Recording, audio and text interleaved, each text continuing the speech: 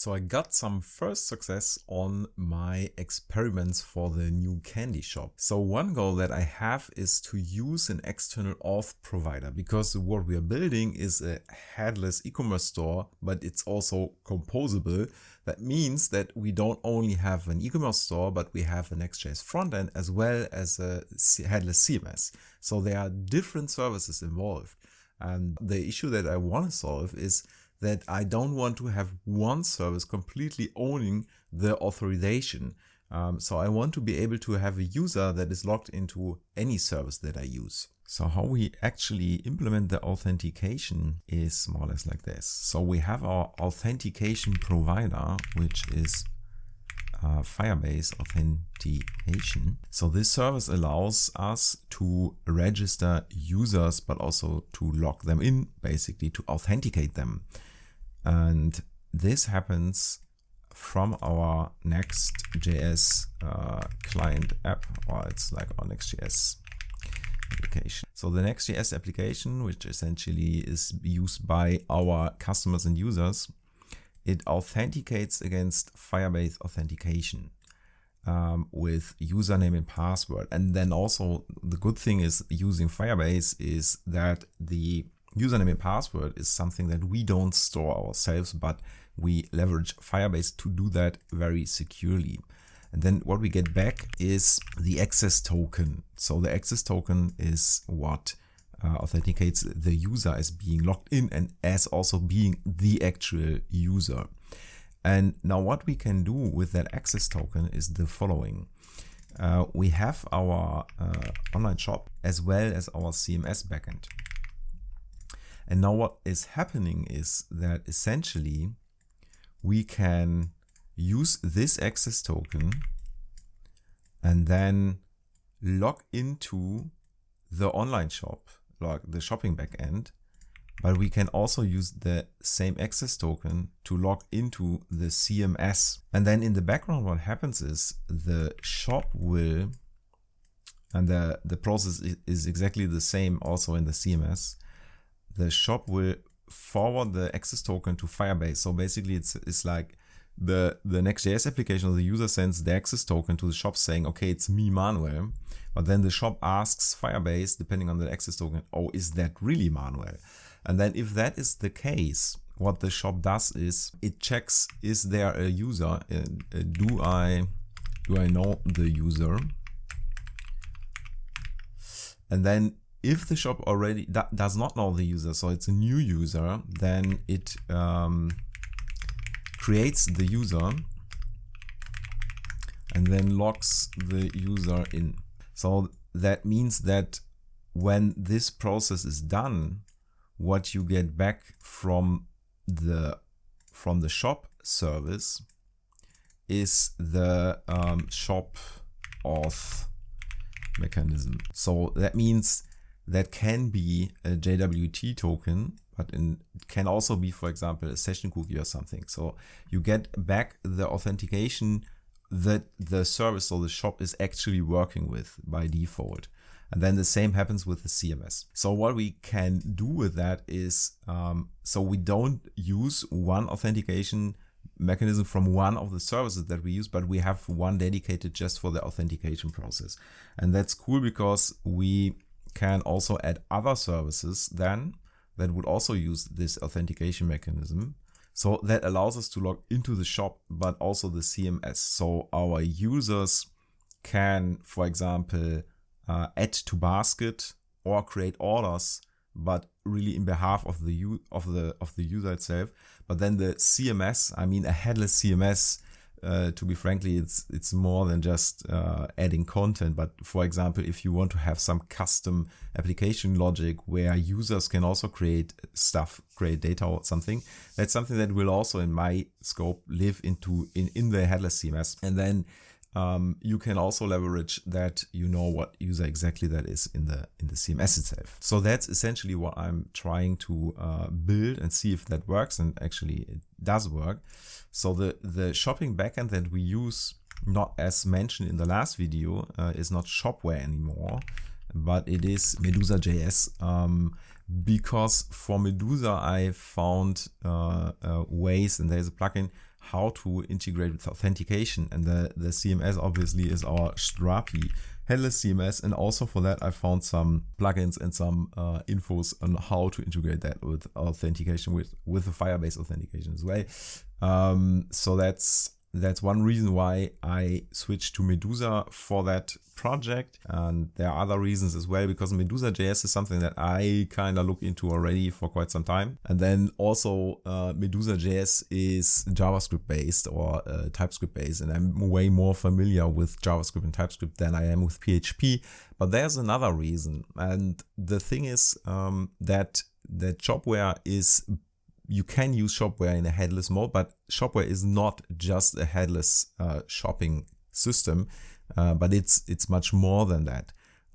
It's, for example, also like a standard monolithic rendering like shop system where you would have your online shop, but then it also renders the front end. So it's kind of a hybrid system. And what I found, sometimes it's a bit difficult if you want to use it headless, then there sometimes are lacks of documentation.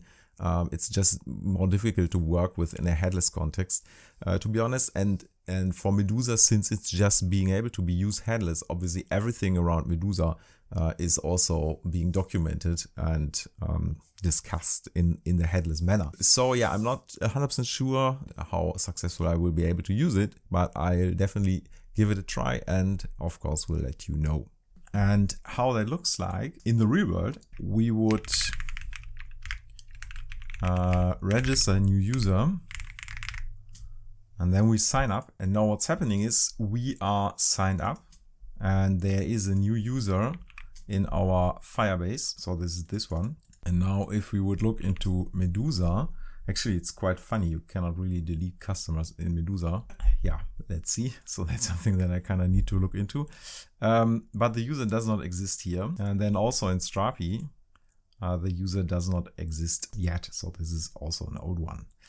Now what I can do is to log in to Medusa as well as Strapi. Of course, that would happen automatically. So there won't be a button log into Medusa, but once you're logged in and authenticated against Firebase, those things will happen automatically in case it's needed. So for example, if you want to create an order or add something to cart, whatever, you would log into Medusa. And then if you do that, at some point I would get a network request OK back. And then now if we look into Medusa, what we can see is the user was actually created. So without the need to log into Medusa as a user, we would basically just be able to log into Medusa using the token from our authentication provider.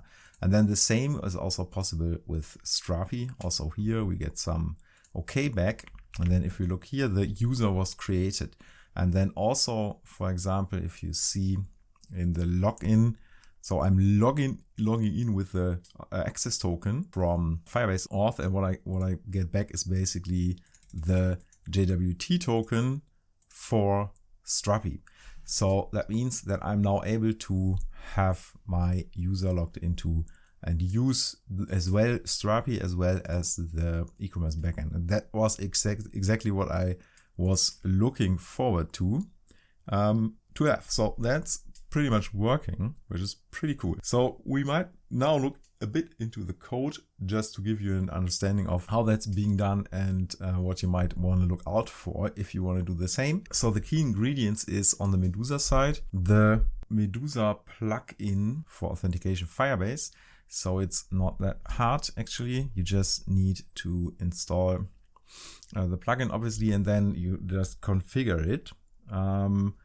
And you kind of need to provide the credentials from Firebase, and then that's more or less everything that you need to do. So then you get a new endpoint that you can pass forward the bearer token. This is the token from Firebase, and then back you get the cookie that is set and that will allow you to be authenticated as a user against Medusa. So that's pretty straightforward. And then on the Strapi side, what I found is this plugin. And actually what this does is more or less the same. It provides an endpoint. You can pass the token to that endpoint, and then it checks if the user is logged into Firebase. If not, then it creates the user. And then also it logs the user in and generates a JWT token for that user and returns that. And then in the Next.js frontend, what we are using is Next Auth. And then what you would need to look out for is if you have the credentials provider, then you have your custom authorize hook, and then you would basically use sign in with email and password from Firebase Auth. And then the thing that you want to do is, because you need the JWT or the access token from Firebase, what you want to do is in the callback, in the JWT callback, you want to add the access token that you get after the login or sign up, more or less from that function. Then in the JWT callback, you want to pass that access token to the token. And then in order to pass that to the client, so to the browser, you need to use the session callback, and then you pass the access token, which you get here from the props from this JWT token, so to say, and then you can pass that in the return of the session callback. So that makes it available in the client, because you'd likely need this token and the login information also in the client, so that, for example, when you log into Medusa, the cookies are set and so on. So that's mostly the important part on the front end in terms of Next.js. And then when you look into the plugin, the Strapi plugin, what I didn't install it, but I just added a local plugin, so to say, which is Firebase Auth, but then mostly copied the code here. One thing that I did a bit differently is that I don't save the secrets in the database from the Strapi frontend, admin frontend, which is done in the client, in the library, the Strapi plugin that I'm linking.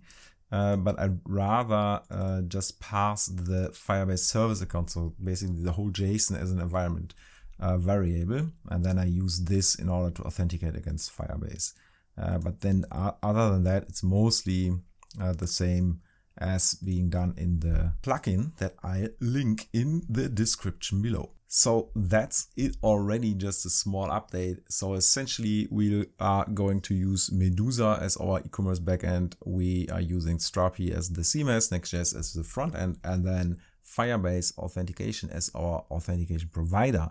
And as we have seen, we are already able to log the user in, but then also be a user within the Headless CMS as well as the e-commerce backend, which is pretty great. And I'm pretty sure we'll find some interesting use cases for that scenario. So if you want to know more about the upcoming candy shop, make sure to like the video, but also subscribe. That's it for today. Thanks.